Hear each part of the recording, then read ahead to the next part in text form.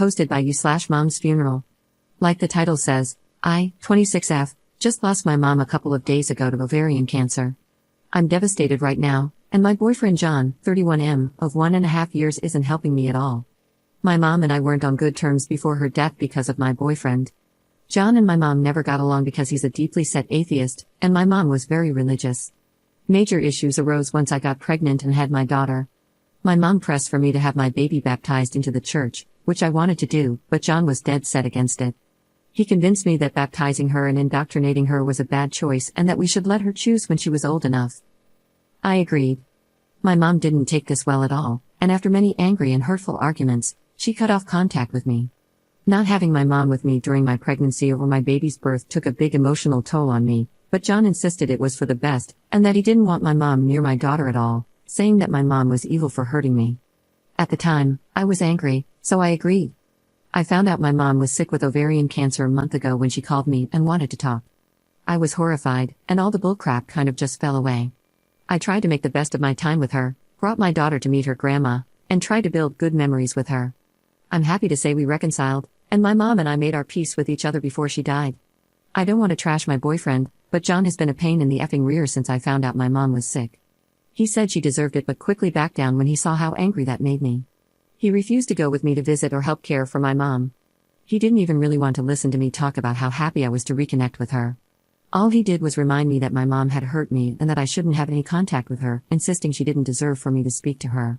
I told him that my mom wasn't perfect, but she had raised me by herself and was my rock for many years, and he should respect that.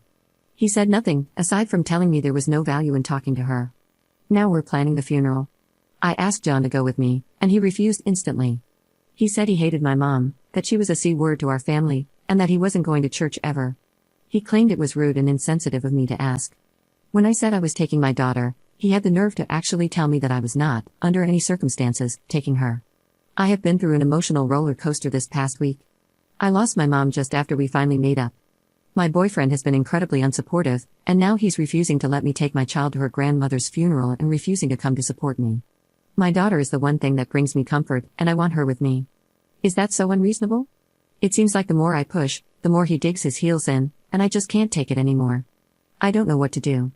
His attitude throughout this entire ordeal is breaking my heart on top of my mom's death. Commenter. Your boyfriend is being completely irrational. He has no say in whether you go to the funeral or whether you bring your daughter. He's making your loss about him. Hell, he made your relationship with your mother about him, and your pregnancy and birth were full of stress from the BS drama he started with your mother. Go to the funeral and bring your daughter. You deserve to say goodbye to your mother, no matter how tumultuous your relationship had been. I'm so sorry for your loss. Ops response. I don't know if it's because I'm so upset, but I'm starting to see that too. It's always been about him. He's never accepted my wants and has instead insisted on a compromise that favored him. My mom actually cut me off when I said that we decided not to baptize my daughter. I tried for weeks and months to reach out to her and even texted and called when the baby arrived but got no response. I really wish I had tried harder, like gone to the house and knocked or even tried to run into her and talk to her. I was really hurt by what my mom did, and I let John talk me into thinking that my mom really was this mean, vindictive person for cutting me out of her life. Trust me when I say I regret it with all my heart now. Update 4 days later. Thanks to everyone who sent me condolences about my mom.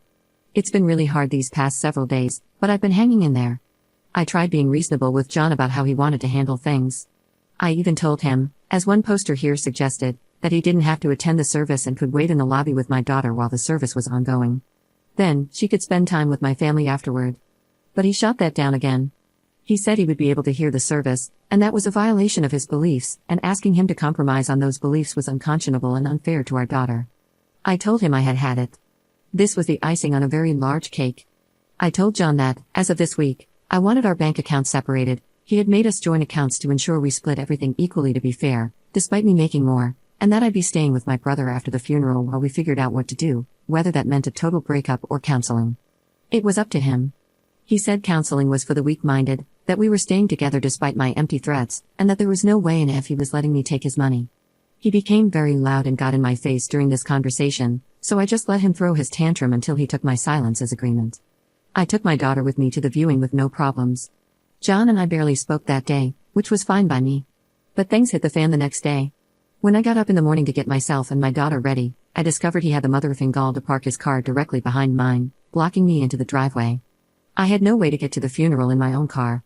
John always drives to work, but for reasons I can only imagine were to get back at me, he decided to take the metro and took the baby carriage, bottles, and my pump with him. My brother and I have our differences. In fact, we hadn't talked much since my mom and I were estranged. We started talking again after she got sick, but he'll forever be a saint to me for what he did. I called him crying, and he and my sister-in-law arrived within 20 minutes. My sister-in-law calmed me down and helped me get my daughter ready.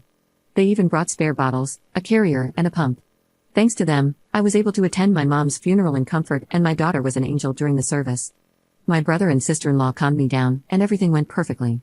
Even though I was a mess most of the day, having my daughter with me, along with my sister-in-law and even my brother to lean on, gave me some peace inside.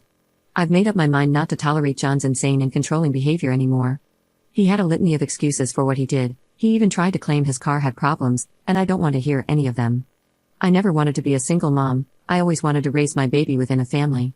But I've decided that going it alone is so much better than doing it with this man, who thought nothing of trying to kick me while I was down. My brother has arranged for me to talk to a friend of his who specializes in family law this week, and we're taking it from there. I still feel so guilty about what happened with my mom.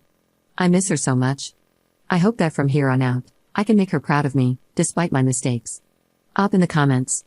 For everyone who's worried, he didn't get his hands on my money. I went straight to the bank and took the amount of my last check out of the account.